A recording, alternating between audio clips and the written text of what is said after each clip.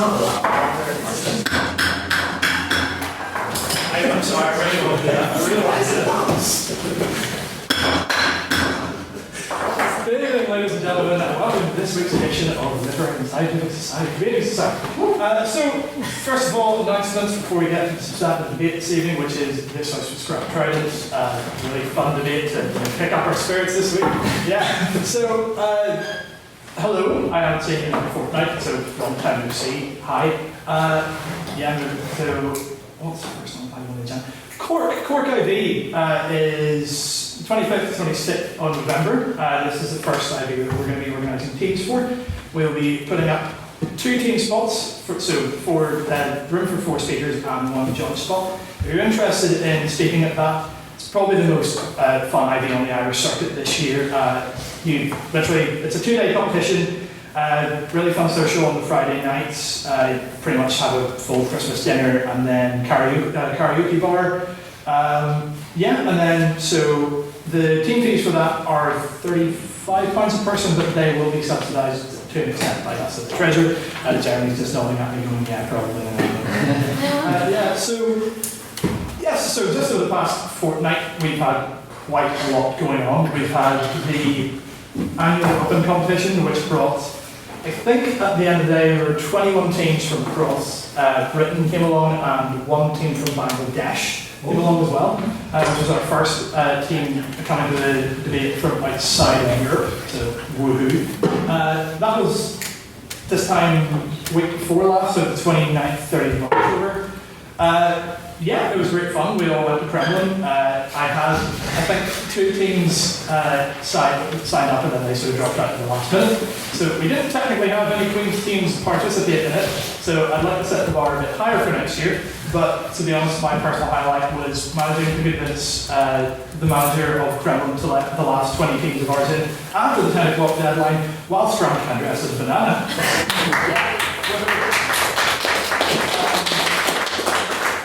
And then last Tuesday, we had our US consulate debates against the University of Ulster Coleraine. That went very well. We won, so that may or may not have had a bearing on the election itself. I'd like everyone to give a great big round of applause for our team, which included Craig Miller, and he's not here so I don't have to say doctor, Ellie Newton, Hugh Dobbin, and our tech officer Chris Spratt. So a round of applause for all.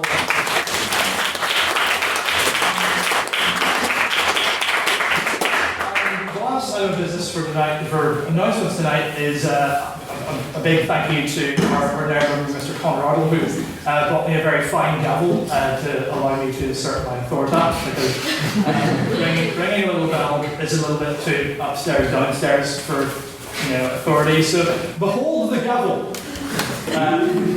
We'll probably have emotion on what we're going to name said gavel, so if anyone has an idea of the name for it, by all means. And with that, we come to our minutes, which this week are read by Mr. Peter.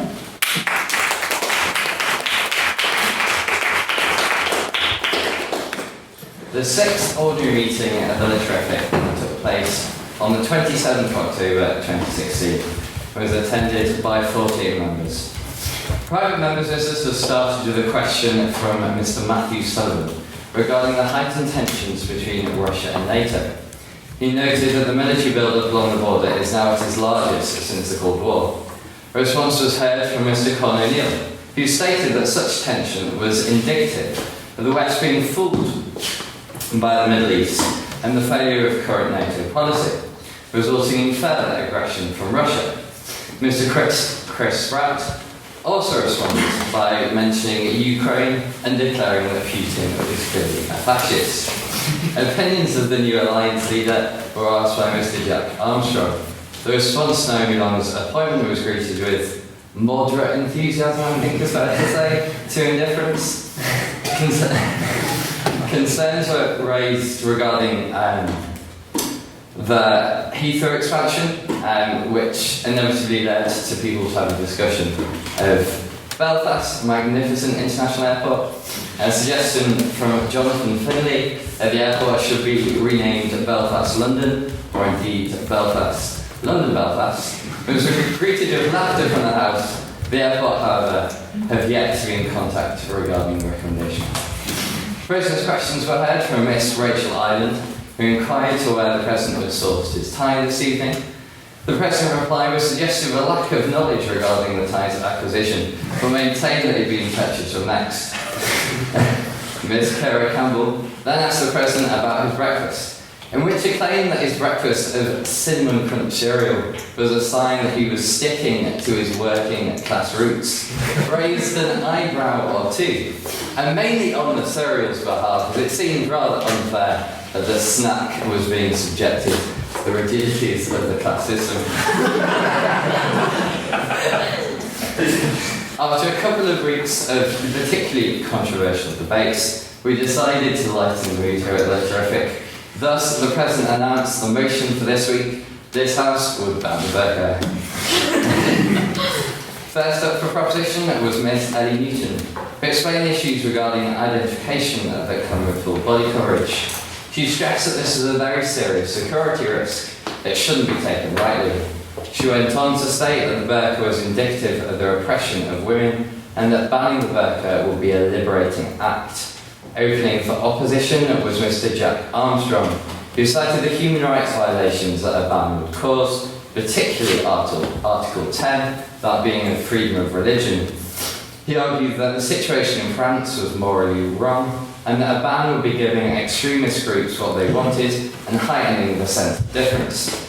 Second speaker for opposition, who was fully dressed in the burqa, Mo Musa, furthered the argument that the burqa is a sign of repression, claiming that it represented an age of medieval misogyny, and noted that the countries in which wearing a burqa is commonplace are countries that all oppress minorities. He went on to conclude that you would not find a liberal Muslim who finds the burqa acceptable. Maiden speaker She Prediction continued the argument for the proposition. She questioned the type of country we would want to live in, and whether that would be one of tolerance. She went on to discuss that the state have no right to have such a high level of involvement in the personal decisions of women. She vowed to let women partake in the cultural heritage and claimed that it would be a highly reactionary measure. Closing speaker for the proposition was Dr. Craig Miller, who asserted that the wearing of the burqa was a cultural rather than a religious practice. Dr. Miller then went on to explain the cultural norms which are currently prevented by law and reinforce the importance of security. He concluded by claiming that the banning of the burqa would be a decision that would benefit the 95%. Closing speaker for the opposition was Miss Katrina Schwartz, who began her speech by highlighting the paradoxical nature of placing restrictions on what women can't wear to promote body autonomy. She argued that the burqa isn't a security risk, highlighting that more crimes are being committed with people in Halloween masks. The speech was concluded by asserting that the rights of women should always outweigh the potential security risk. Questions were then heard from Shay Glasgow, Con Jordan, Jeremy Mueller, Jonathan Finley and John McLean. A vote on personal opinion was taken, which read 7 ayes, 27 nays and 11 abstentions. A casting vote on speakerability on the motion, this House would ban the burqa, read 22 ayes, 12 nays and 10 abstentions. May I take the Minister's Director? Aye.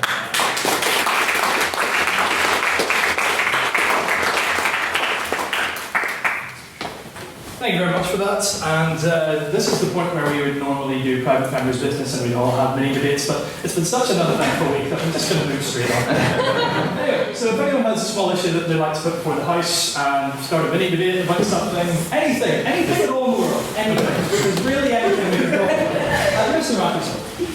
The window's open because this room always gets really warm and it's uncomfortable and, I'd like the windows to be open.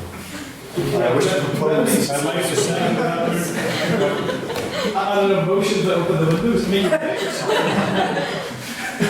I'd like to say I wish to propose the motion that this House would open the windows. Second. Bernard? Yeah, I mean, I'd take that as a vote. I would propose an amendment to the motion that this House would subsequently close the windows. Like, are we talking immediately after, or are we talking like, will there be like an ascertainable amount of time? I leave that between the judicial discretion. Okay. The British people have voted to open the windows, and the courts have come forward, put in their donations on it, so all British asset. This is what sovereignty means. So, would you like to exercise your sovereignty? Would anyone like to exercise their sovereignty here and open the windows? Apparently not. Are the windows open? Are they? Yeah, why do that? Yeah. I mean, it's like, Pigeon, open the windows.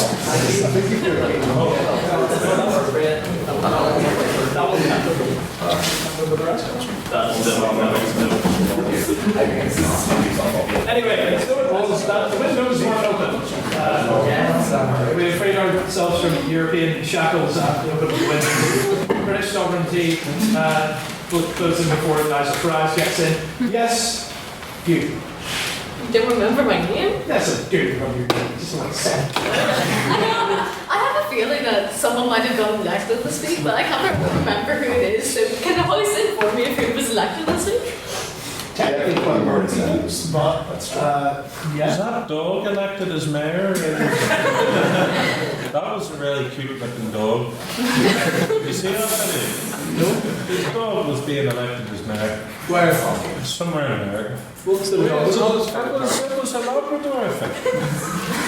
That's all advice because Labradors aren't actually that small. No, they're not, but that doesn't seem to, be much of a problem for most Americans.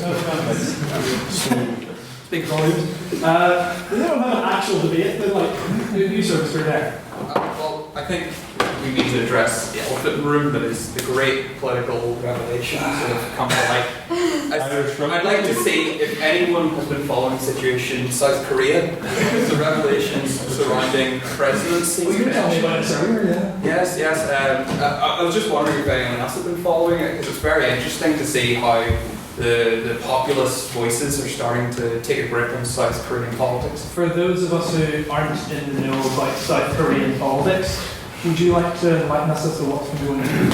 Yeah, well, for a long time, the current party has been elected on a ticket fighting corruption, and the presidential candidate, Miss Kim, has ran on a ticket that, considering she would tackle the problem of family-based corruption in South Korean politics, industry, commerce, and culture. She said that because she had no husband and no children, that she'd be free from those values, which have been very much a problem since they transitioned away from dictatorship. However, it's come to light now that ever since her father's death, she had been consulting very, very deep information to what seems to have been a shaman of a cult based inside politics. So we don't have all the information yet. However, we do know that she handed over state secrets to someone that had no connection to South Korean politics, and that she benefited immensely financially from transactions that were made from information based on it. So we're in this awkward position where the South Korean establishment and the population don't want to replace her because North Korea is currently in a tight standoff and they don't want to look like they're divided internally. But on the other hand, if they continue to let her in office, faith in the democratic process to fight corruption, which is very much uneasy right now, is under siege. And I was just wondering if anyone else in the House has just been following, because I've been finding it very interesting. I've been reading up on that. I don't know if there's anything else interesting in politics right now. Does anyone want to express an opinion on that? No? Or either of these, Mr. Did you express a motion? You can express a motion or respond to that. It's up to you. Off with our head, but no, the most I like perhaps is has Nigel Farage become the most influential British politician in the 21st century? Does anyone want to express an opinion on that? Does he count as a politician to be not elected? Okay, we'll go back then. An influential person. If we're talking about the 21st century, you do have to admit that Blair was pretty influential at the start, specifically with their Iraq War. Fair. Anyone want to pick up on that? Yourself, sir.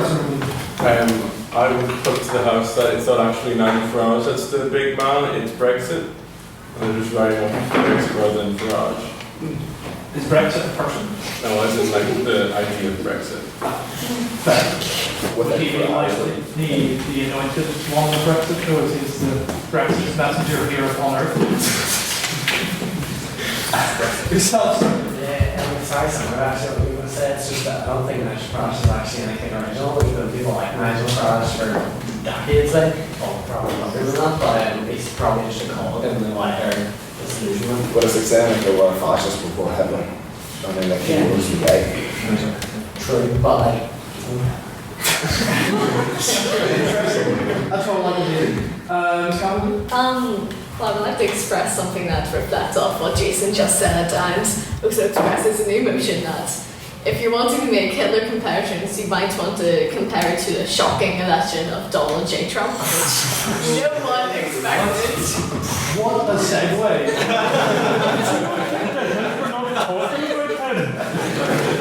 Donald Trump.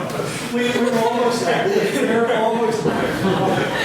Does anyone want to propose a motion about the only topic in the room that hasn't been addressed yet? Mr. Armstrong.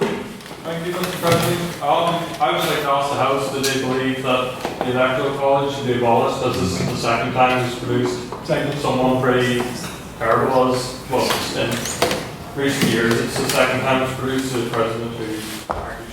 Would anyone like to speak in defence of the Electoral College? Mr. Marlin? I think that Electoral College actually helps rural communities to actually have a say.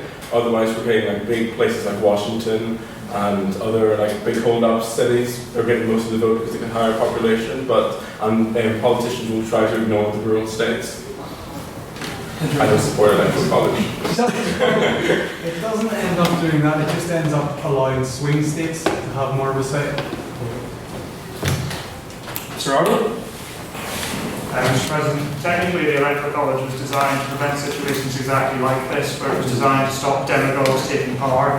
The fact is that the Electoral College is supposed to step in now, be independent and think, do we really want this fuckwit as our president? So, the thing is that they won't do that. That is a different matter, but technically, under the US Constitution, the US President is not directly elected. They should be able to say, do we want this person as a president? They won't. So the institution is problematic in itself and comes from the southern states wanting to have power and using slavery as a method to get that power. But the fact is that if you want the system, if you think that Americans were idiots for voting for Donald Trump, then the Electoral College is actually a good thing and that it should technically prevent it, but it won't. So you have to look at the system as a whole, see what it's designed to do before you make a decision based on whether the Electoral College should be abolished. Mr. Scrap, do you want to respond to that?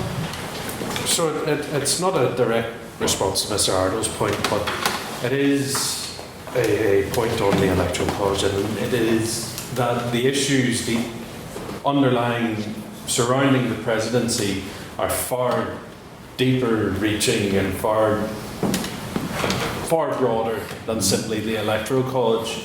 The entire system for electing a president is completely unfit for its purpose. And to be honest, the presidency itself is completely unfit for purpose. You keep on looking at me when you say this. And you're the only person I have the direct line of eyesight with, rather than looking down at poor Jeremy here. Because I'm a man of the people and I don't like looking down at people. But to imbue that much power in one single person and to have the idea that an electoral college is meant to allow rural and various different states and underrepresented to have representation through one person rather than a set of representatives it's madness, to be honest. You know, the only real answer, and this is something that came up in my speech in the US electoral debate that we held, and you can now listen to online and trying to get in for that 200 mark hopefully for this one. But the truth is that the presidency needs to be neutered. Right. To expect representation from the people, from one single person, from that single person to represent all the views of the states, it's completely irrational. And the truth is that they need to copy Ireland and have a ceremonial head of state which is elected, and have a much more calm and stable form of government, a much more representative state of government than this shit show. Are you implicitly proposing a motion that this House would elect Michael D. Higgins as the President of America? Would we like to take a vote on that? Would anyone like to talk against Michael D. Higgins? There he is. Somebody? No? Well, I mean, I think that's a pretty poignant note to end private members' business on, and move very swiftly on to actually. Well, I mean, we haven't even actually had a proper motion. I would like to congratulate the Irish rugby team on their historic win against New Zealand for the first time in 111 years. They beat the New Zealand team, and I refuse to call them the All Blacks because that's bloody Adidas more than anything. Here. Yes, so unless anyone else has anything else to say. Yourself, sir? Daniel, nice to meet you. Given how he polled more favourably against Hillary Clinton against Trump, does this House think that had Bernie Sanders been the Democrat nominee that he would have beaten Trump? No. Yeah. Sorry, I feel like Mr. Bunting might not. Well, so this was a disaster, and also Bernie Sanders may have had a better shot against Trump because of the terrible, catastrophe that this election was. But Hillary Clinton would have been a better president because Hillary Clinton would be the next president. Would have been offered the term then. She's not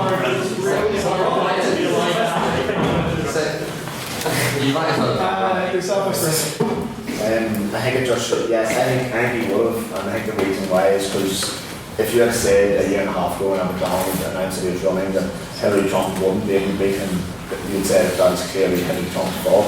And if you cannot beat Donald Trump with all the things he said, if you can't beat him in the US election, well then it's on you, so definitely think Bernie would have beaten Trump.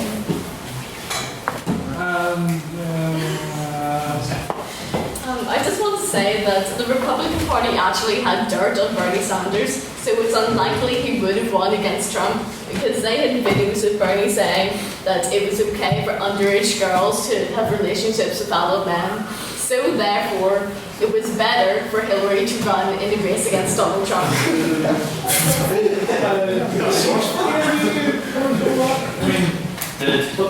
Did Bernie Sanders defend rapists in court?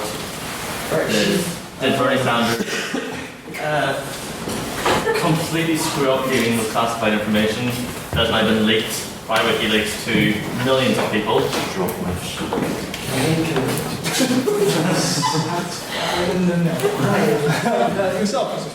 Three words. Uncle Joe Biden.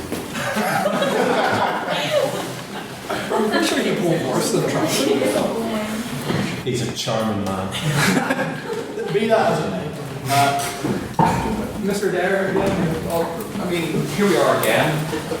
This is the third time in 6 months where the pollsters, where all this, where the media completely missed the mark. And even now, they're trying to go to Bernie Sanders as the latest excuse for why Hillary Clinton didn't beat Donald Trump. And even now, the grounds for yet another repeat. We had the Conservative majority in May. We had the referendum with Donald Trump, and the grounds in France are very much turning towards Marine Le Pen winning. And unless people actually go to where this is changing and actually address why this is becoming the case, expect it repeating in Austria, in the Netherlands, and Germany very soon. Mr. White, actually? Yeah, on the point of polling, looking at the fallout, seems to be the two main kind of platforms that Trump managed to win on was his bringing over the working class. He got 60% more working class vote than Trump. And it was also the fact that a lot of Democrats didn't actually just come out to vote for Hillary. Perhaps maybe because they didn't want to vote and they abstained, or maybe because the polls told them that Donald Trump had nearly no chance of winning. And I proposed to the House that this House believes that Hillary lost because of the polls. Not the Polish. Yeah, I was about to say that. Tread carefully. In light of the fact that 42% of women voted for Trump, do you think it's time that we stop viewing it through the misogynist, racist, xenophobe lens that we're seeing it from, and realise that actually it was the economy, and he spoke a lot of sense in the eyes of a lot of Americans, if you actually read his 100-day plan? It's more about that, I think. And can anyone think of why 42% of women would have voted for him otherwise? They think she stupid people. Mr. Arnold, just in response to the original question, Mr. President, of do we think that Bernie Sanders would have beaten Donald Trump? I don't think he would have.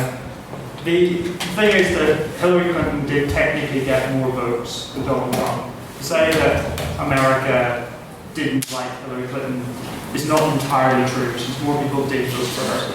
But the system being what it is, she still lost that indirect vote.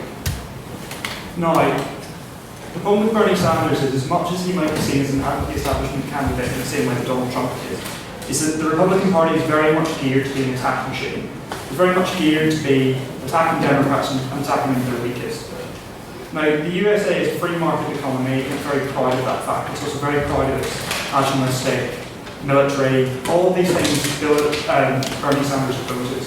He is a self-proclaimed socialist, and that message is so easy to be lampooned in America. At least with Hillary Clinton, while they attacked her on ground that usually the Republican Party stands pretty firm on: interventionism and strong government. Those things are the natural territory of the Republican Party, which is very much what Hillary Clinton was trying to be. She was trying to be a consensus builder around those sort of values that everyone holds dear. And Trump is an anti-establishment candidate. Yes, the idea that just the antidote to that is to have a left-wing anti-establishment candidate, but it's not.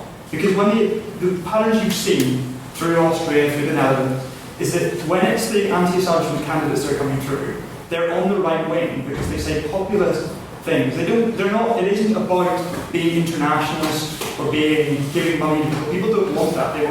They want to bash someone else and they want to have pride in the country. That's not what the left-wing alternative will give them, and that's why Bernie Sanders wouldn't win the election.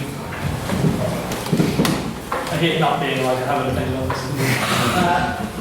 Yourself, sir. I may just pick up the point about Hillary being popular. She was not. Just because she got more votes doesn't mean that people liked her. A lot of people did just compromise. Like Hillary and Trump are actually two of the least favorable candidates of all time. They're absolutely despised by most Americans, like over 50% really, and just because you vote for someone doesn't mean you like them. A lot of people were just compromising, I think. I'm going to make a neutral observation that's not actually geared towards anyone's side, but what I noticed was that the demographic breakdown showed that when you look into the incomes brackets and which way they voted, from what I saw, there was actually people who earned less than $30,000 a year, and even $50,000 a year from that bracket downwards didn't actually vote for Trump, which I think sort of challenges that consensus. I understand what you said about the fact that he brought out a much higher turnout of people within those demographics, but it seems that he brought more out to vote for Hillary. And what does that say about...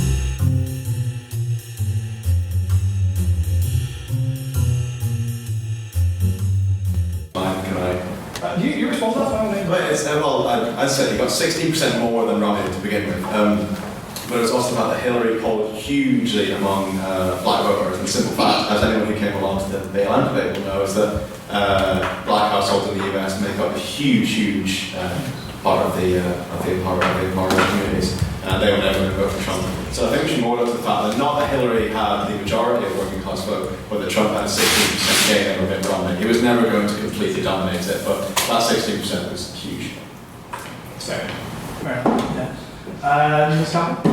I'm sorry, this isn't actually related to Trump, but I would like to propose to the House that we close the windows again because I'm getting cold.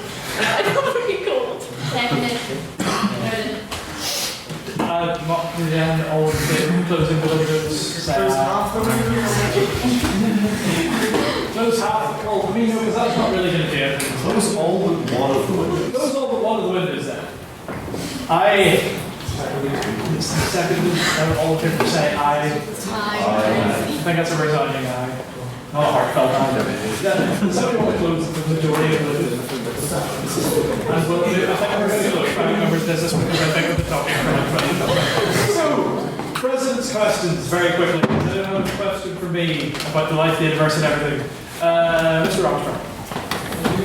Can I continue an ancient tradition of the House, Mr. President? Not what you had for breakfast? I had cheese on toast, and it's very nice.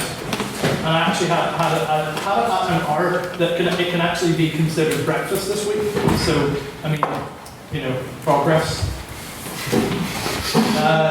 Yourself, Mr. President, where do you see yourself in 10 years? We're going to go to the gender break and say, I see myself being older.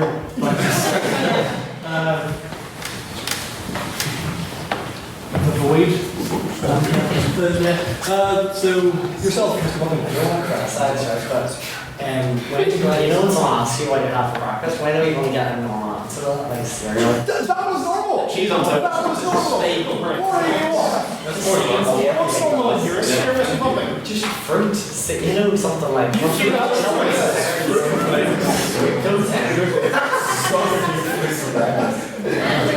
I stand by cheese on toast, and it was definitely more lower class than what I had last week. So,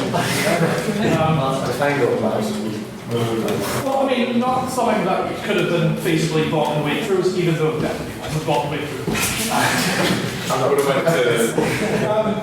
Yes, Mr. President, do you think the state of your diet is healthy? For a student, absolutely. Yeah, I feel like I eat better than most students, to be fair. For a human being? Pardon? For a human being? I mean, a human being that cares, probably not. No. Any other questions at all? Yourself? What kind of bread was it? Cheese on toast? Well, it was technically brown bread, so that's, you know, lots of fibre, really good for your digestion tract and all that. So, Expensive, yeah, Mr. Clinton? Where did you get your tie? This one's from next, so this. Depends. Right, now without further ado, we'll move on to the debate. Finally, what do you want? Does presidential neutrality extend the president's questions? I mean, extend. What do you mean neutrality? I mean, your neutrality and your position on opinions. So if you were to ask me, C's the means of production, yay or nay, yes, I'd have to be like,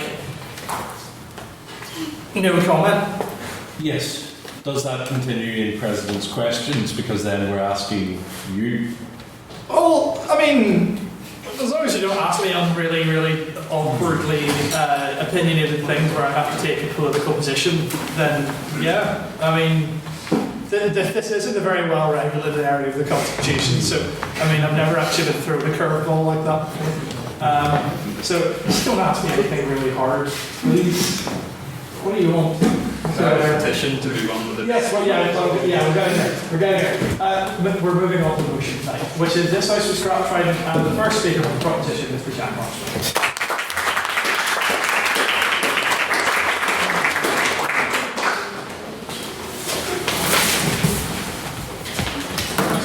Thank you very much, Mr. President and fellow members of the House. Tonight, we will be debating whether to scrap an anachronistic, outdated relic of the Cold War, the Trident nuclear weapon system, the sole purpose of which is huge destruction and loss of life. I would like to begin by arguing why Trident does not work as a deterrent, how resources devoted to it could be better used elsewhere, and answer why the UK government is so determined to maintain it and how it is used as a political weapon. My first colleague, Peter, will then discuss near misses regarding nuclear weapons, security breaches at Trident Base, and how nuclear weapons are genocidal in nature. And my other colleague, Jason, will then discuss the economic and moral arguments against Trident. So, the Ministry of Defence outlines the purpose of Trident as, and I quote from their website, to deter the most extreme threats to our national security and way of life, which cannot be done by other means. End quote. It is worth considering this quotation. First, what are the most extreme threats to our national security? Well, according to the 2015 National Security Strategy, the main threats the UK faces are international terrorism, climate change, and cybercrime. It is difficult to see how nuclear weapons can resolve any of these. For example, you could use nuclear weapons against ISIS, but that would result in the deaths of thousands of innocent people, and not to mention huge environmental damage. So the aforementioned quotation also says that our national security cannot be maintained by other means.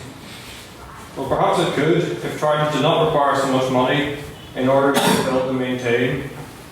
Over the next 30 years, it is estimated that Trident will cost us approximately £205 billion. I'll take it in 1 minute.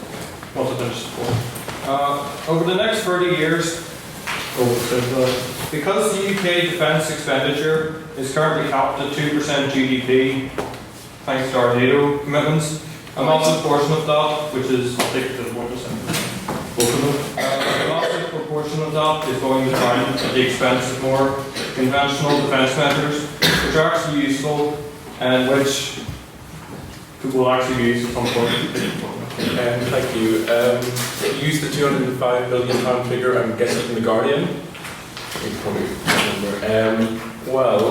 It's actually incorrect. It's using a source from the Campaign for Nuclear Disarmament, which is biased. From the Full Fact website, which is an independent website, it claims that it's worth $2 billion a year plus the $40 billion over 30 years, so it'll be about 80, 90 or 100 billion, not near the 200 billion figure. Well, in fairness, the UK government even will admit that, it's impossible to say. I mean, there's certain things it's about 31 billion just to build it, and then who knows how long it will last for. So I'll take your point just after this. Mine is the same. Oh, was it? So to take a hypothetical situation to prove my point about one which unfortunately seems more likely since the aforementioned presidential election.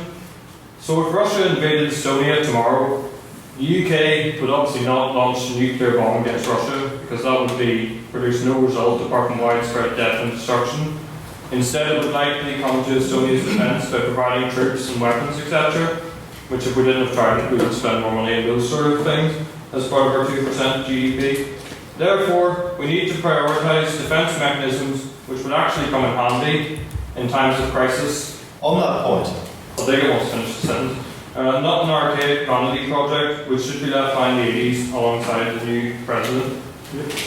let's say that we scrap our nuclear weapons. Russia still has nuclear weapons and can then go, well, we're going to invade Estonia, and you're not going to stop us, because if you try to stop us, London will be glassed. Well, thankfully we still have allies, for now, in the United States who defend us, and unfortunately it seems as though China is. Sorry, we're taking the points to run out of time, but so yeah, I think that is unlikely to happen. Somebody else will, hopefully come to our defence, but with Mr. Trump we have no idea. So does the theory of deterrence actually work? Will two countries who possess nuclear weapons never go to war?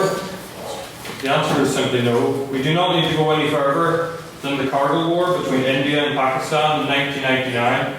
India gained nuclear weapons in 1974 and Pakistan in 1998, so this war occurred a year after. They both possessed weapons, so that did not obviously stop them fighting. Thankfully they didn't use said weapons though. So during the Cold War, deterrence gave way to proxy wars as the United States and Soviet Union took opposite sides in Korea, Vietnam and Afghanistan in order to spread their ideology without directly confronting one another. Therefore, smaller countries without nuclear weapons are often the ones who suffer the most. The other key point I want to address is this. Why is the UK government so committed to use weapons of mass destruction. It is not simply because of defence, it is actually because of power.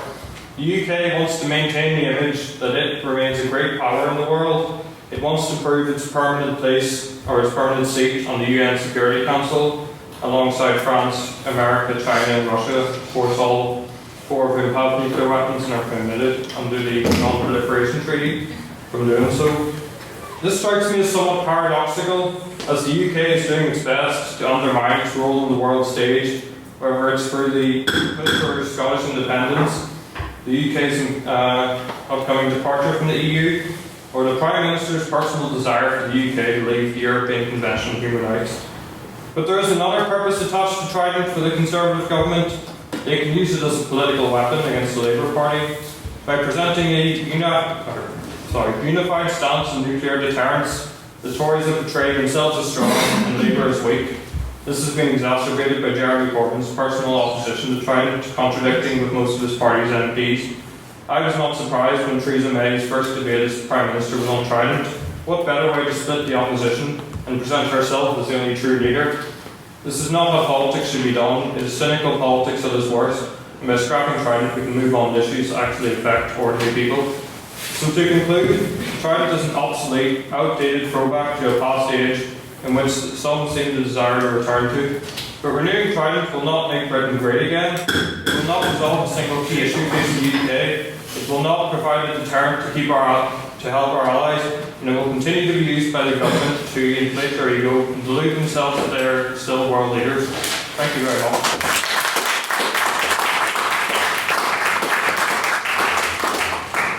Thank you very much for that. And the first speaker for the opposition in this Kieran Khan.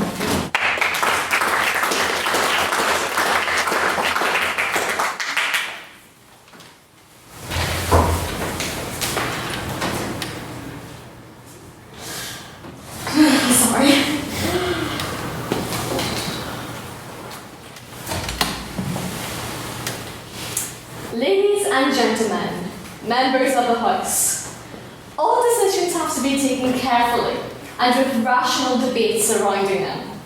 Although the world may not have been rational or careful 2 days ago, the consequences of our actions must always be considered. Therefore, I would ask of you to consider the consequences of scrapping Trident. These are the consequences versus the faults which the proposition would like to explain to you. But scrapping Trident, just because it has faults, is like cutting off the nose to spite the face. I have 3 points to prove to you why you should oppose this motion to scrap Trident. 1. Jobs. 2. Deterrence. And 3. Defence. Firstly, jobs. Sure, Trident may be expensive, and it does cost 40 billion and 2 billion annually, not 200 billion. But the flip side of that is how many jobs it creates. According to the BBC, there are 15,000 highly skilled jobs involved with Trident, not to mention the countless supporting jobs, such as transport. These highly skilled jobs involve shipbuilding, aerospace, mechanical and electrical design. We have enough trouble creating jobs without destroying more, folks, honestly. So think of the consequences. Scrapping 15,000 jobs would destroy communities. And what are the people who spent their whole careers building nuclear weapons going to do if we don't have any nuclear weapons? They are going to go off to foreign countries like France, China, and it is going to be a brain drain. Not only will we have no nuclear weapons, but we will have no capacity to rebuild them if we decide that we've made a mistake. And I would just like to mention that the cost of decommissioning Trident would actually cost a lot, so it's not like you're going to save that much money from scrapping Trident. Secondly, deterrence. Now, as much as the proposition would like to tell you we don't use Trident, we use it every second of every day as a political prop. It is relevant, even if it is the most pressing issue because immigration is everywhere nowadays. It is there in the background and it is keeping us safe. One of the reasons interstate war is so low between Western countries is because of nuclear deterrence. Right now, we need to keep that deterrence by ourselves. If you haven't noticed, the UK has politically left the EU, and the US just elected someone who said they may not fulfill Article 5 of NATO. You say we don't need nuclear weapons because it's faulty and we can do without them. But you don't know what the future holds. You don't.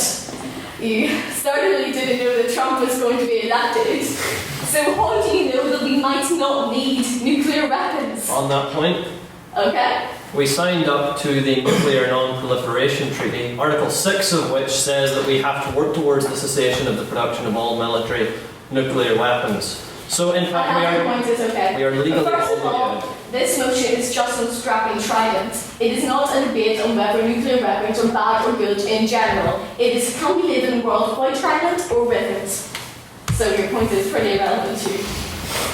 It's possible in an isolationist world, which may come to fruit, that without any allies, there's nothing to stop anyone from nuking the UK other than the prospect of mutually assured destruction.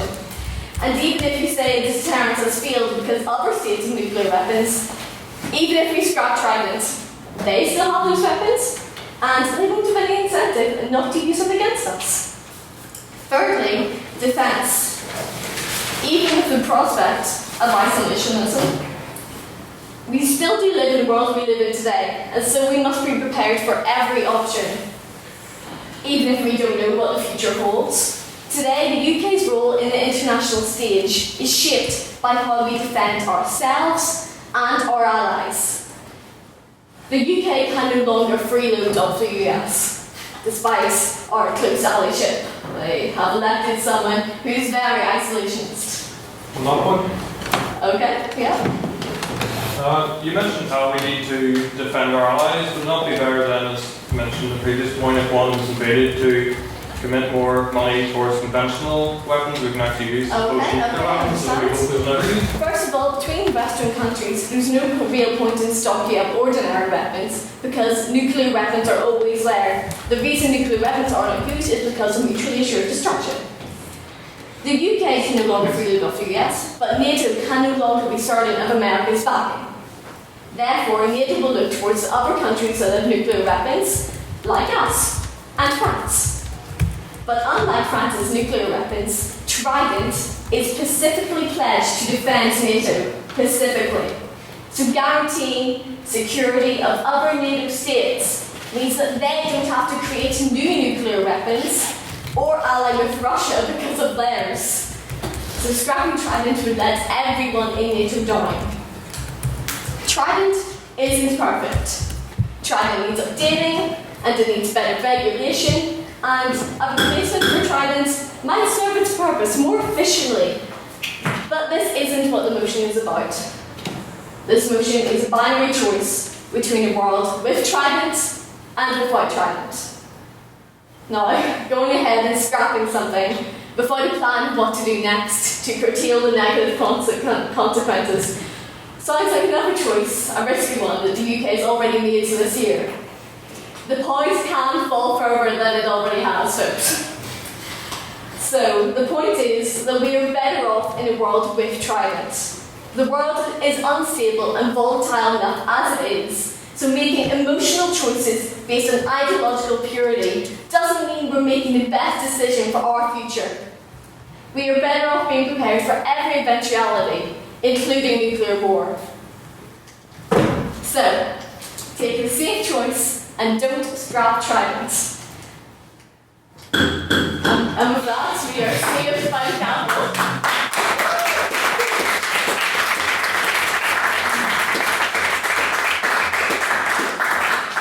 Thanks, Samuel, and we will have our second speaker for proposition tonight, Mr. Peter Byrne.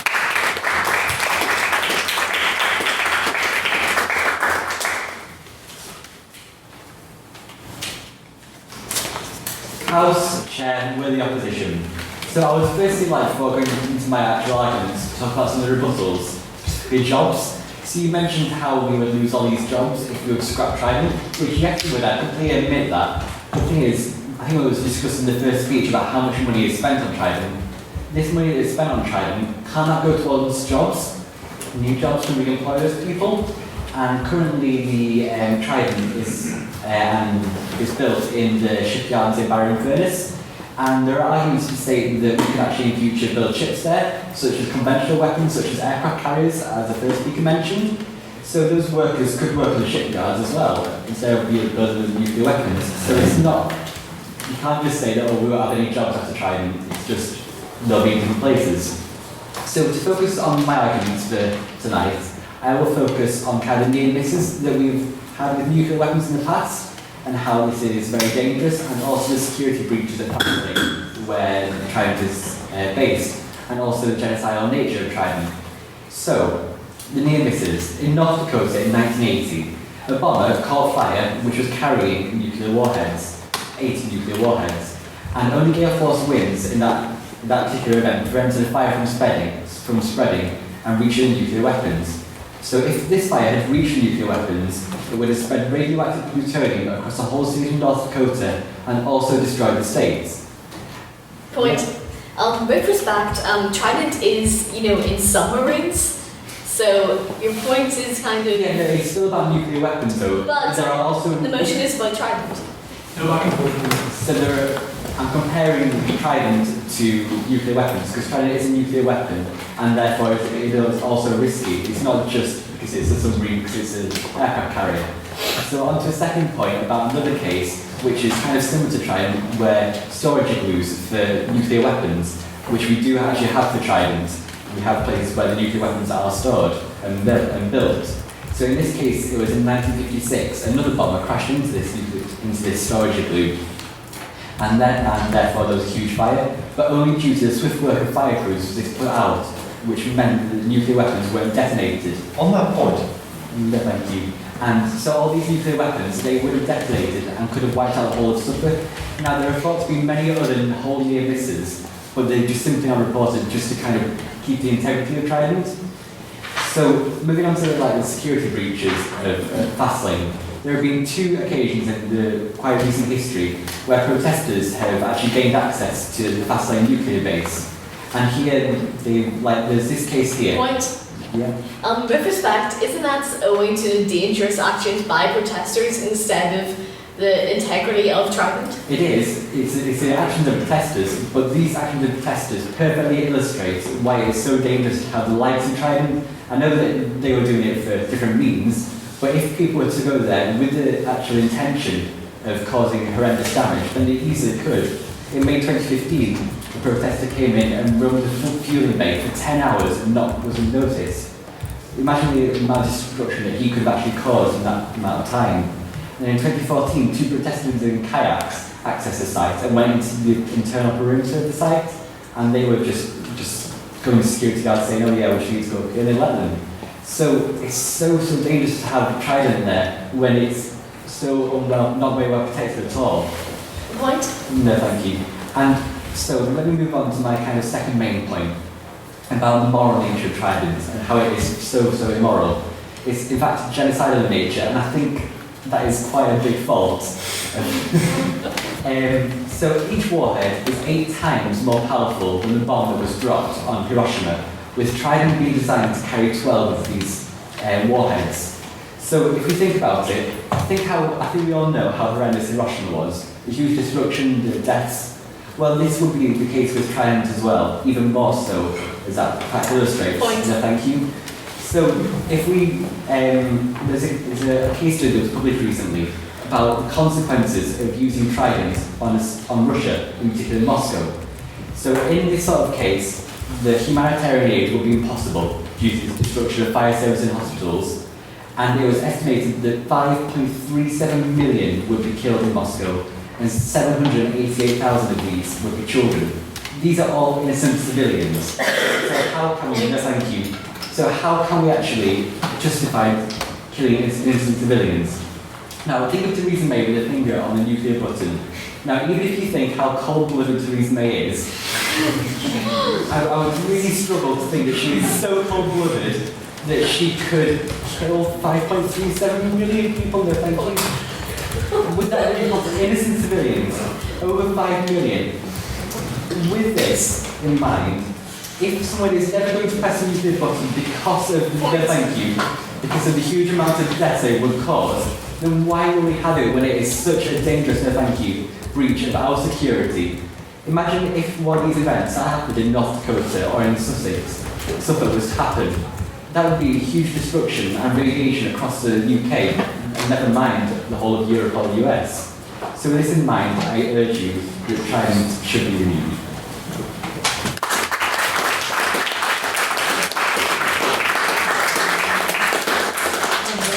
And our second speaker of the opposition is Mr. Connell.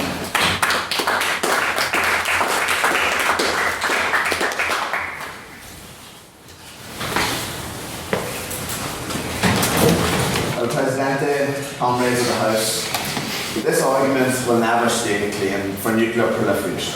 Personally, I would love to see an end to the nuclear weapons programme, one of the most dangerous and awesome a power as our society and our whole civilization has ever designed, devised and created.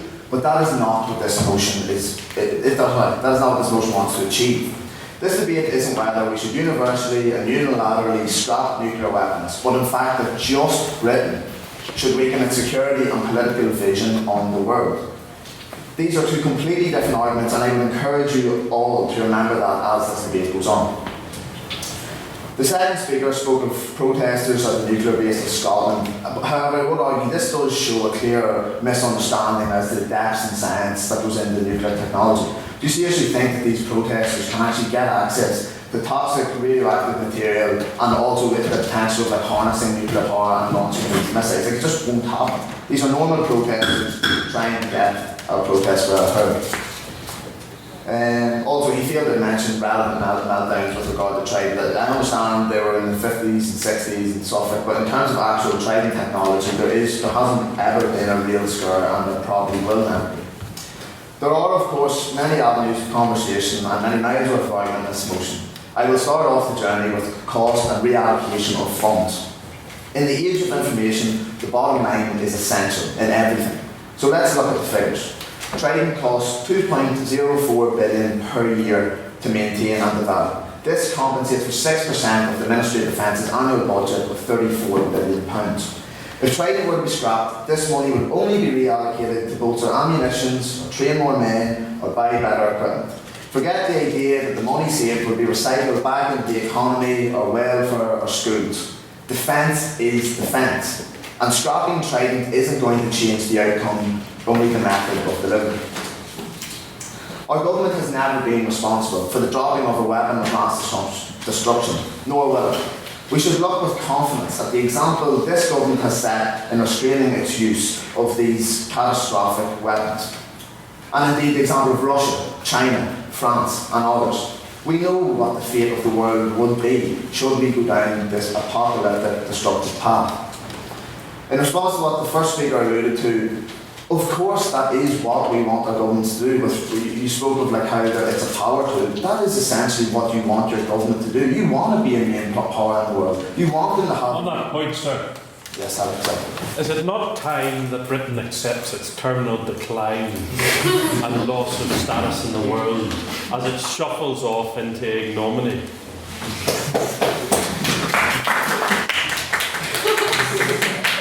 Thank you for the point.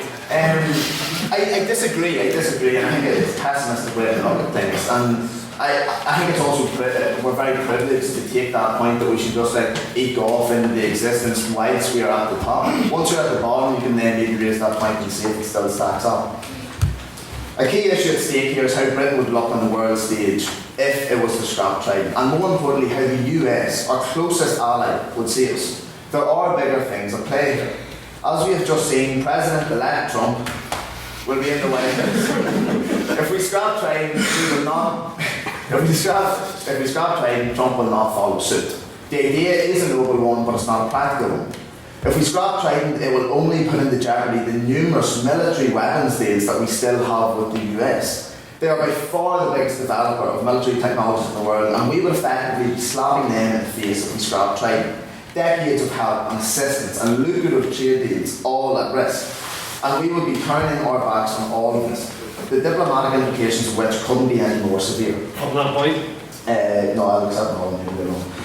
And let's not miss out on poor old NATO. Trump wants rid of it, and Britain will have no nuclear arsenal defended against the the Russian coming from the east. The knock-on effects from scrapping our nuclear deterrent are ongoing and damaging to our island nation's place in the world. Our government since 1945 has always had this deterrent, ensuring peace for our nation. It is the only weapon capable of fully ensuring our lands from attack, and we have lived in an age of unparalleled peace and prosperity due to this fact. Point on that? Yes, Alex. So we can look at countries like Germany and Japan. They don't have nuclear weapons, but I'm sure you will understand that these are secure countries that are economically viable. So why can't we just follow their lead and not have nuclear weapons? Absolutely, I do agree with you. I'm not saying that everyone's going to get invaded, but it is a deterrent, and the point is the deterrent. Germany are also lucky to be under the umbrella of NATO, and where France, Britain, and US will ultimately defend those to come in. Russia, China. So I do agree, look, we live in a world of peace and prosperity, but if anything was to change, that's why we need these weapons. They are essentially the final call. Something that we all take for granted are the inalienable rights that are bestowed upon us at birth as citizens of a modern, civilized, progressive, Western, democratic society. Nowhere else in the world and at no other time in the history of the human race have these views been held by so many people. The West is the future of human progress and individual freedom. And we must never forget that behind all these moral and civic values, progressive thoughts and learned ideas is the awesome power that we possess should we ever have to defend them. We must never forget the world security and equality that comes with the harrowing idea of mutually assured destruction. To finish, the Nuclear Non-Proliferation Treaty and indeed universal disarmament of weapons of mass destruction is a benchmark, an aim and a hope for all of our societies and nations. Until then, we have a united consensus on the importance of never using these devastating weapons again.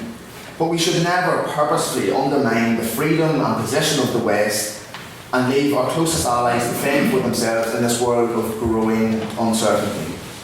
If you would be so kind as to indulge me, I will close this argument with a poignant bit of poetry. Alfred Lord Tennyson.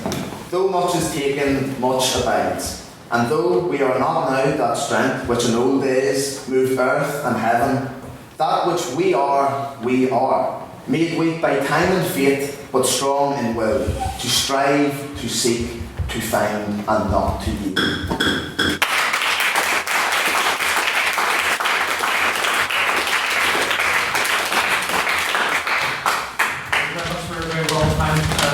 Motion, speech, that's all. Right, closing the debate for the proposition tonight, Mr. Jason Buck.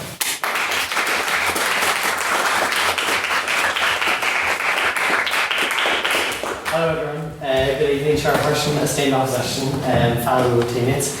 First of all, I just want to say go easy on this night because it's been a rough week.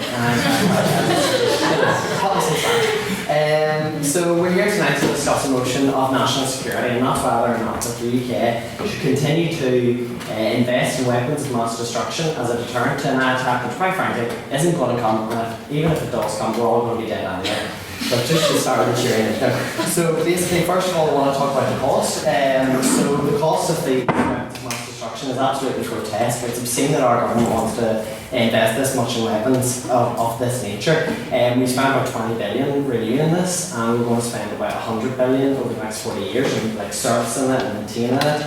And that is a hefty price. And what I want to ask is, why can't that money be spent on things that affect people's daily lives, the NHS, their education, the infrastructure in the country? It's an absolute disgrace that we don't, and we instead spend it on something that's not even relevant. Go first. Isn't it more likely that the government spent it on Brexit rather than jobs? I am not here to defend the British government. I'm not going to. But I mean, you bring up a great point, which is in this country is in a period of crisis right now. They've just elected a racist demagogue in the United States, and we're about to pull out of Europe. So I don't think we should really be spending money on things that aren't going to happen. Let's tackle the issues that are in front of us. So basically, yes, Britain's spending all this money, and an argument we often hear about these use of these weapons is that it's all about the safety of the nation. I want to ask you, what is safe about refusing to invest in the NHS and letting people wait ridiculous amounts of time in hospitals and dying because of it? What's safe about letting the housing crisis grow worse and worse and grow out of control? And what's safe about just investing in something that's not going to happen? On that point, surely then we should keep nuclear weapons as a defence against total nuclear war and get rid of our military, which, let's face it, is only really useful for intervention at this point. I mean, I would disagree, but I don't really think that we should be spending it on total nuclear war, because the fact is it's not going to happen. Something I'll come on to later is we've talked a lot about mutually assured destruction tonight, and the people that we're actually fighting right now aren't states anymore. Like, I think Colin made a little bit of a Freudian slip when he said Soviet. The Britain doesn't actually exist in Europe anymore. It's not just the West versus, no, fascism. It's just in this versus Russia. It doesn't work like that anymore. Who we're battling is radical ideology, battling rogue terrorist cells. Nuclear weapons don't help there. And on the point of mutually assured destruction, that's what these people want. These people are going into places to kill themselves and a whole lot more in the process. So the idea of mutually assured destruction is like playing right into their hands. So that answers something. So basically what is safe about this plan? The government is using the answer right now, we can't afford it for everything. If you ask them about tuition fees, we can't afford abortion. If you ask them about why can't we take more refugees, we can't afford it. If you ask them about what are we going to do about homelessness, we can't afford it. The answer isn't to just say we can't afford it. It's to say it's 100 billion that's going to come in the next 40 years if we scrap Trident. Let's use that money and actually tackle some of the problems that are coming up. On that point, yeah, sure. is the primary purpose of the state not to provide security for its citizens and Yeah. survival of the state itself? Yeah, absolutely. But what we're doing right now isn't that. The NHS won't be. What we're doing right now isn't providing the security of our citizens. We're ignoring the main issues that we should be tackling in society, and we're keeping this. The only reason we keep trying to be confident in is ego, because we want our place in the National Security Council, as Jack says, and Colin was saying that's a good thing because we want our country to be great again. But the fact is that is just selfish ego, and I don't accept that that's an argument at all. The selfish ego has led to degradation of the NHS, not investing and state-sponsored property, not just right now. So on that money, I've actually looked this up. We could build 120 new state-of-the-art hospitals. We could build 3 million new affordable housing, new homes. We could install solar panels in every home in Britain with this money, and we could pay tuition fees for 8 million students on that one. So this is the point. Your argument is in fact we scrap Trident, it's lower military spending. If Trident makes up 6% of the military budget, if you scrap it, that money's not going to go towards these things. It's going to stay within the military budget, which is 2%. So your point is effectively let's lower the military budget, which is fine, but that's not what this motion is about. No, but I'm saying we should have, if we scrap this, you've seen the amount of revenue that comes from this if we scrap it.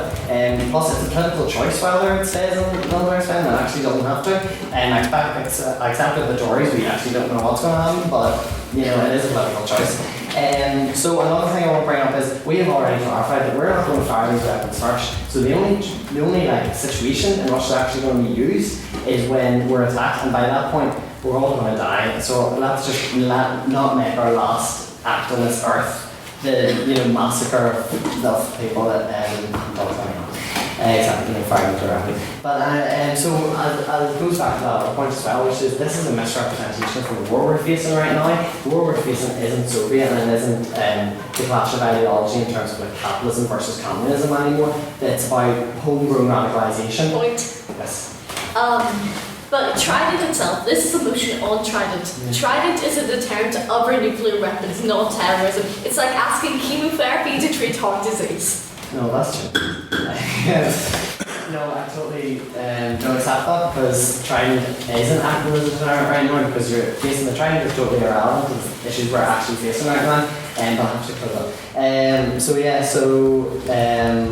Yes, how can we continue to justify the political choice of austerity by refusing to invest in things that actually matter in society? Another point which I want to very quickly is that we keep telling countries that you can't make nuclear weapons, right? It's really morally unjustifiable to say that while you're holding a nuclear weapon. And by doing that, you create two tiers of society, maybe. As well as that, we only have one select few countries that have these nuclear weapons, like Germany doesn't have them, Japan doesn't. So many countries, there are 180 countries in the world that don't have them. So on that point, I would just like to say thank you very much for listening, and it's for these reasons I strongly encourage you to vote for the motion.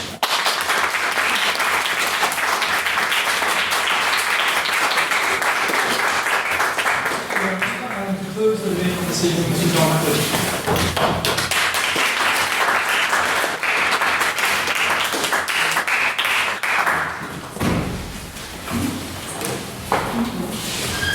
Mr. President and members of the House, not Mrs. President, there's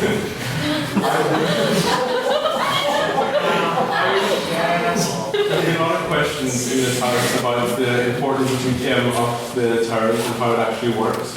I would like to put it to the House logically. If a country like Russia, which is currently trying to expand its Eastern European border, attacked directly a country like Poland, a country like Ukraine, it would face a direct war, thanks to NATO, between the US, the UK, and the rest of the world.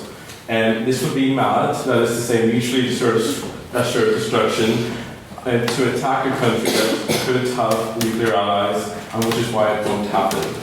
The USSR I'm going to talk about history and how the USSR tried to avoid war, and so did the US during the Korean War. The Soviet Union disguised their pilots as Chinese pilots to avoid the US and its nuclear weapon capacity, as did China send volunteers to attack the US to avoid declaration of war. This shows how far countries are. Yeah, you mentioned how it was used as obviously argument of character of the Cold War, but in fact it didn't stop the United States and Soviet Union from spreading their ideologies. This indirectly in Korea and Vietnam, etc., which arguably affected those countries worse than it should have if it had been a direct conflict. Yeah, but the point is that the US was directly protected by the nuclear weapons, as was all of their allies. And any war against the US or the UK would be a limited war, not a proxy war, but not all out, which would ensure our destruction.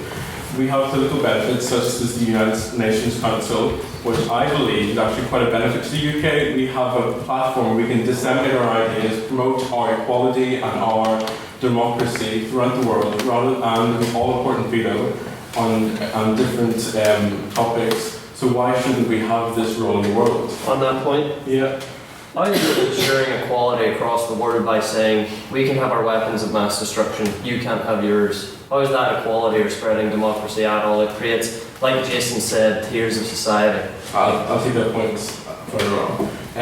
Now let's look at the US, and we've got people that we're going to try and freeload off the US, where we have President-elect Donald Trump actually promising to disband NATO because countries are failing to reach the 2% obligation within NATO, which is probably one of the reasons why in Eastern Europe we're seeing that the UK mightn't be able to properly defend against Russia. We're a much smaller country, but if everyone in NATO would promise to spend 2%, we would see a much better defence against places like Russia in terms of normal defence, and we also have the security of nuclear weapons in case of that last resort.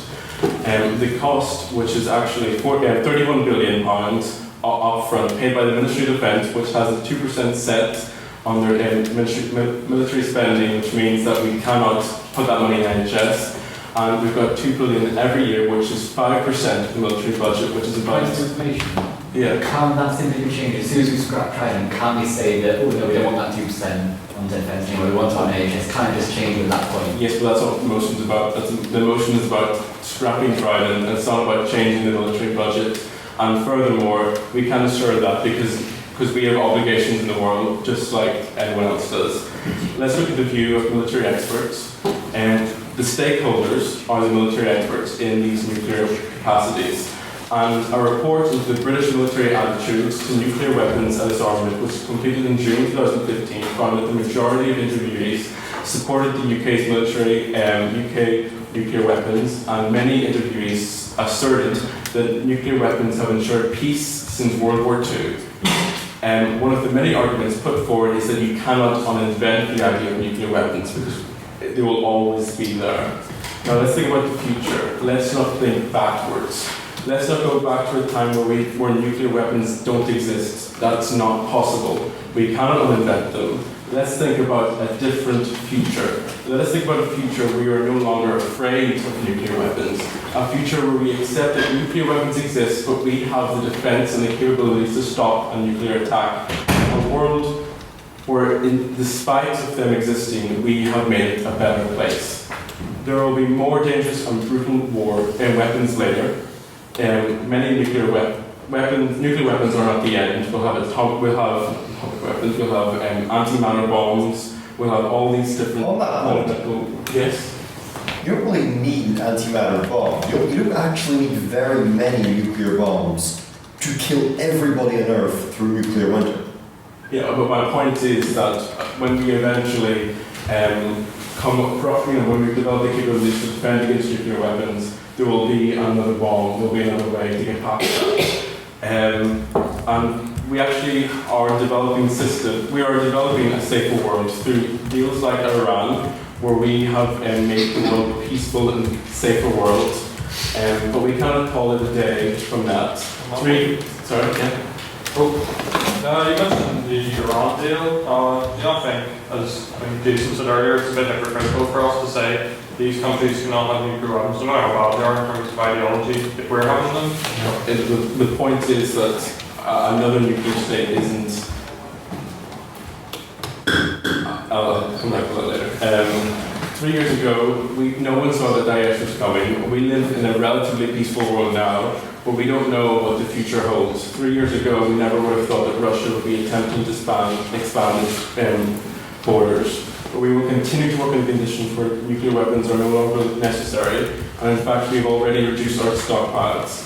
It is naive to suggest that the grand gesture of total UK disarmament would change the calculations of nuclear states or those seeking to acquire nuclear weapons. And in conclusion, I understand and respect the view to want to scrap our nuclear weapons. I agree with the idea of scrapping our nuclear weapons in exchange for peace, but we cannot do that. We do not live in this perfect, peaceful world, and any nuclear disarmament would be seen as a weakness. In the case of nuclear weapons, pragmatism prevails, and the world will never be nuclear free because we cannot uninvent nuclear weapons. So let's just stop pretending that we can never stand to gain from this. I urge for you to vote against the motion tonight.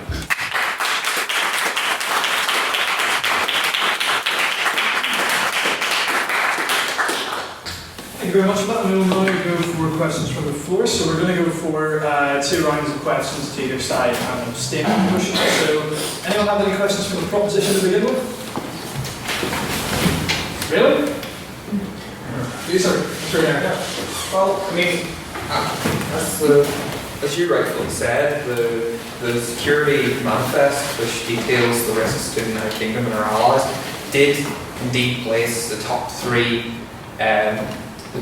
threats, cyber terrorism, tax, and financial crime was also slightly lower down.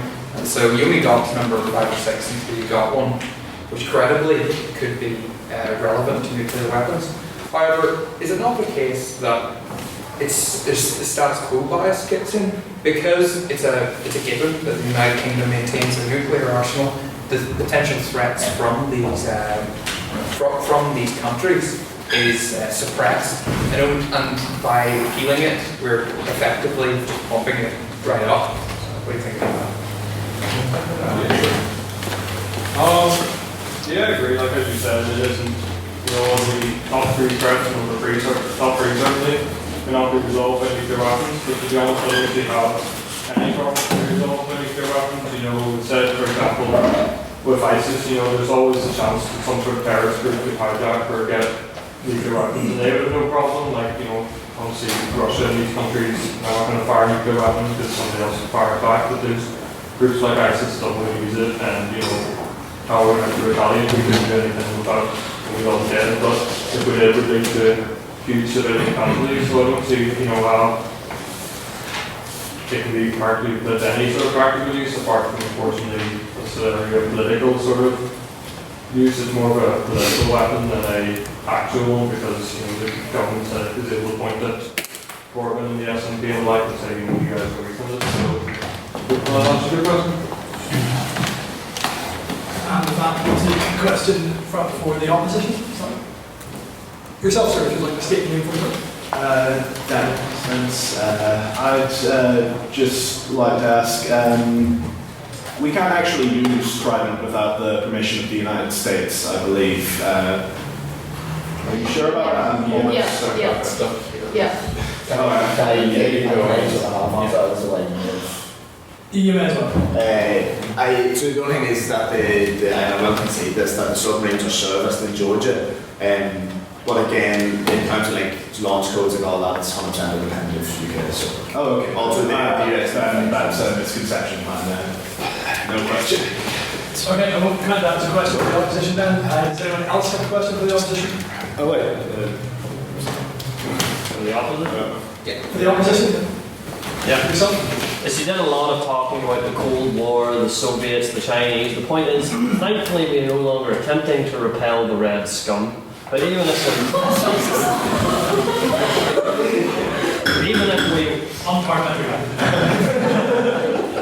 we were, tensions in regards to nuclear weapons reached their peak whenever there was no limitations on the development of nuclear weapons, the Cuban Missile Crisis. It's when there was no curtailing on the development of nuclear weapons. Now, by putting us in this exclusive position of continuing to develop and own nuclear weapons, doesn't that only increase the risk to ourselves, enemies, and allies alike? I think yes. Well, with all respect to, there is regulations surrounding nuclear weapons, and the US does try to prevent other countries from creating new nuclear weapons. Oh, how futuristic. And we try. They're back and forth here. Very sorry. That is in itself back and forth. Right, but does anyone have a sort of abstaining point of the motion, something about you're not aware to do it yourself? No. If you have like a question about the motion in general that isn't necessarily side. Is it in the Constitution? I can't. It's not the Constitution, it just makes it really inconvenient for me, so yeah, fine, yeah. Okay, I just like to point out that the motion is very limited. It's limited to China. The proposition is very much trying to turn it into in general, like, are nuclear weapons good or bad? But I think it doesn't leave much room to talk about multilateral disarmament of nuclear weapons, which is my personal belief. And I would have preferred if it had been a more open question, so we really could have discussed nuclear weapons in general. I mean, I feel like I have to defend myself here. It's not just my motion, but this was basically based off of Labour's plan to scrap Trident, limited in its capacity, though that motion is. So if you want to blame anyone here, do the time-honoured tradition of blame Labour. Anyone from the proposition like there's one? I just like to say that it's very difficult, maybe it is just a limitation motion, but it is very difficult to talk about any sort of weapon without talking about like nuclear weapons. So basically, multilateral disarmament would be fantastic, but we ultimately don't have control over any other government's policy. So I think it's probably a good idea to set the example for the world and do the right thing. Now, would anyone like to ask another question of the proposition? Arguing for Trident, would you like to answer? There, are we? I got Trident, sorry. But it's fun, yes, usually. I'd like to question the assertion that we are going to have a situation in the future where we actually need them. The proposition made, and what is that based on? It certainly isn't history.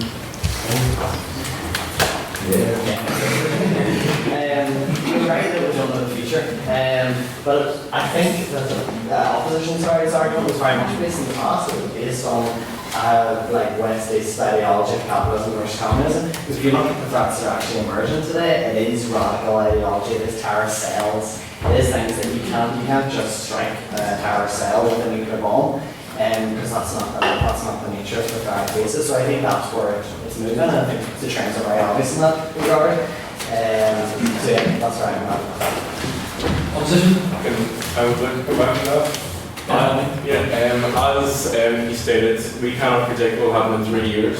Russia, we couldn't 3 years ago say that Russia was going to attack Ukraine or do whatever war in Ukraine, and we couldn't say 3 years ago that Daesh would be as big as they are today.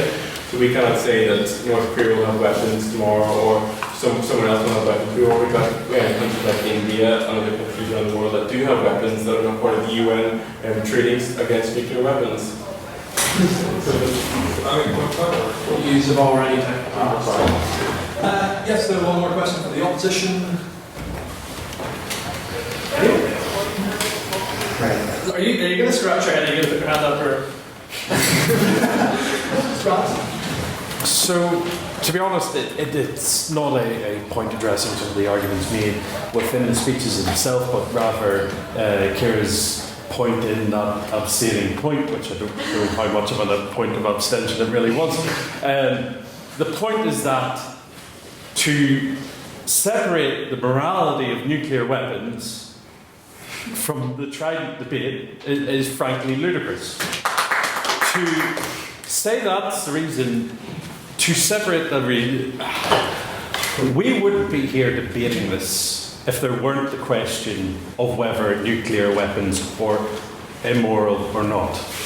We aren't here to discuss whether we should abandon our armies. We are here to discuss nuclear weapons, specifically Trident. So I would like to say that you can't separate the two. They are intertwined intrinsically. Is there any other comments? As much as that is the case, they are intertwined. I believe that this motion actually just gave scope for Trident, in that it's more, I agree, is Trident morally fantastic? No, absolutely not. Nor, like, the idea of nuclear weapons haunts everyone really, no one really likes them. But the idea is that they're there, and also the strategy, it's more of the strategic ones the Trident does than the moral one. I don't think anyone here wants nuclear weapons, and if we could all multilaterally disarm, it would be absolutely great, and there are efforts being made towards that. I mean, enrichment takes so many years, so if you get everyone off the map with nuclear arms, then you actually would have a case where no one could fire one at a certain stage. So, yeah, I mean, look, none of us are sitting here saying we love nuclear war, but the idea is that, yes, it's just the idea that they're there, and that at the end of the day, they are securing peace and prosperity for Western values, which is the best values. And the final abstaining voice on the question. Oh yeah, you need to respond. I think we can either be pedantic about motion and the wording and whether or not it alluded to whatever, but I would just like to encourage the opposition to not be afraid of the arguments in terms of like whether they're good or bad. Whether we just have emotional trying doesn't have to be going to lead to whether nuclear weapons are good or bad. And also the one point or multilateral disarmament, I would just like to say again, you don't want to wait for the rest of the world to come up with some fantastic deal that doesn't seem likely in my book, and so I think we should look after our own backyard and do that. And with that, we'll take the final abstaining question on the motion. Do you want to take that? So you put your hand up at the time. Oh, I didn't realise you were saying abstaining. I actually had a point for the proposition, but I don't think there's any more questions. Oh no, it's okay. Mr. O'Dowd? Would you like to take that? So Mr. O'Dowd. Just some general points, which I think are missed. A number of times the Nuclear Non-Proliferation Treaty, the NPT, has been brought up rather abstractly. However, I think around the world, non-aligned nations have looked very concernedly at the Russian actions in Ukraine, specifically being that Ukraine dismantled their nuclear arsenal under the express conditions that if Russia would ever meddle in their sovereignty, the Western Allies would get involved. That didn't happen. The idea that without nuclear weapons there'll always be something else that'll protect us, that'll provide a nuclear screen, is is, I won't write it wrong entirely.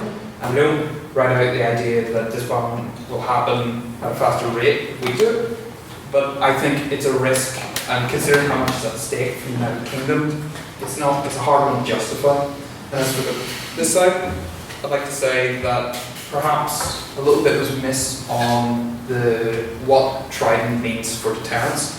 Trident is quite unique in its implementation. It's a nuclear program. It's entirely based on submarines. But while we've sat very, very reluctantly to move away or to consider alternatives to nuclear programs, I will say you can scrap Trident and also have some other version of deterrent. New anti-submarine technology has advanced considerably, especially within the last 10 years. And the main benefit to these submarines, their deployment, their movements, and their maintenance timings are all hard to predict due to the fact that they are not land-based sites, they're not artillery, they're not launch stations. I'll be quick. What I was saying, can you consider the fact that even within 20 years these might become obsolete? I'll just go first.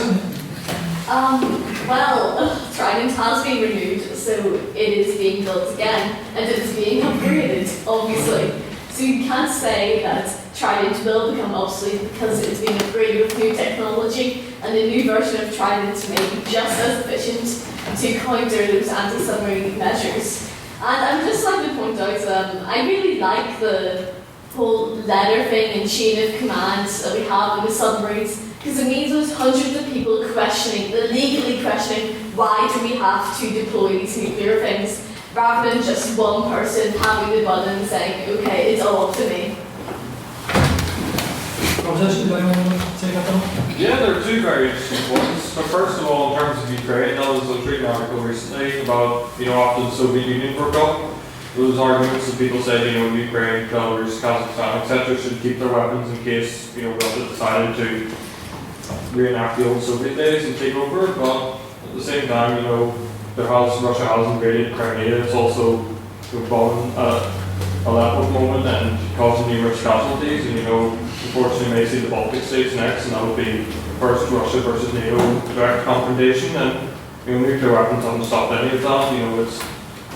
Maybe that's the fault of the NATO, UK, US, and France, and not doing anything. But nonetheless, they haven't solved it. And I think the other point with the non-proliferation treaty is interesting too, because I think it is a bit paradoxical, because it says the 5 UN Security Council countries can have nuclear weapons. There are only 5. The other, India, Pakistan, North Korea, and Israel both didn't sign up in the first place or quit. In the case of North Korea, a few years ago to build their own. So I think it's a bit, on the one hand, it's saying it's okay these 5 countries can have it, but at the same time you have to work towards eventual disarmament. We've seen some progress, since the 80s.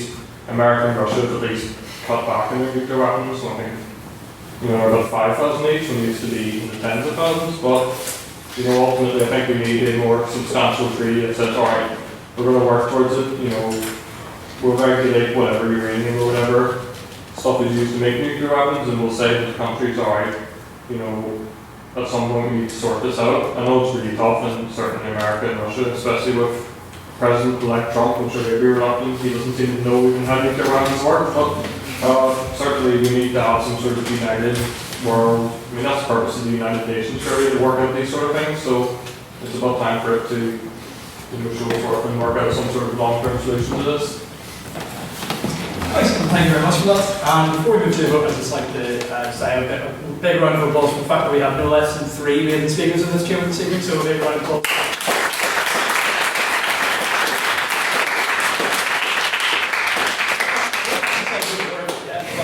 Kira, Peter, and Tom, if you want to applause again.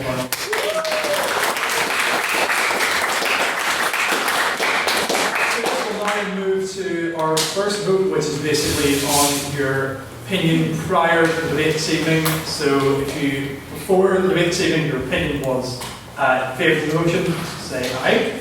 Aye. Raise your hand, sir. Raise your hand.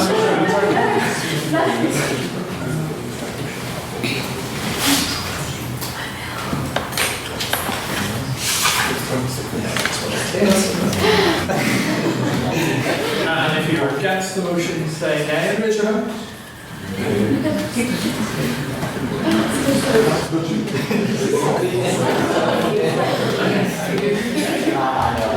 And if you didn't have any prior against the motion,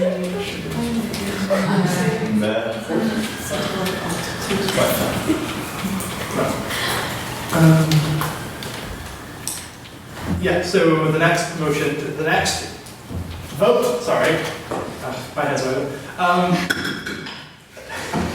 This one is on speakerability, and this one is technically only open to people who have actually signed up as members and have their membership cards with them. If you don't have a membership card, you can sign up at the end. No, then nice membership card. I'm going to send a membership card again. Yeah, so if you thought this is on speaker performance, so if you thought the proposition spoke better tonight, please raise your hand on. Thanks, Steve. Oh, cheaper those.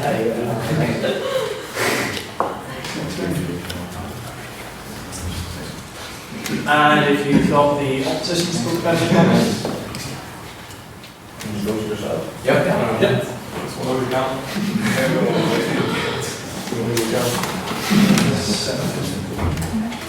And if you thought both teams spoke equally well, put your hand up.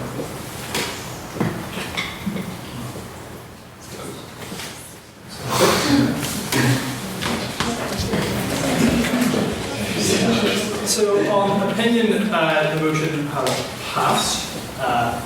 Yeah, so this Would Scrap Trident. And on the nature of opinion this evening was of the opinion that you all spoke equally well. Well, sorry, it was a draw, sorry. Oh, sorry, nay, I read that totally wrong. So the nays had it on the speaker opinion motion.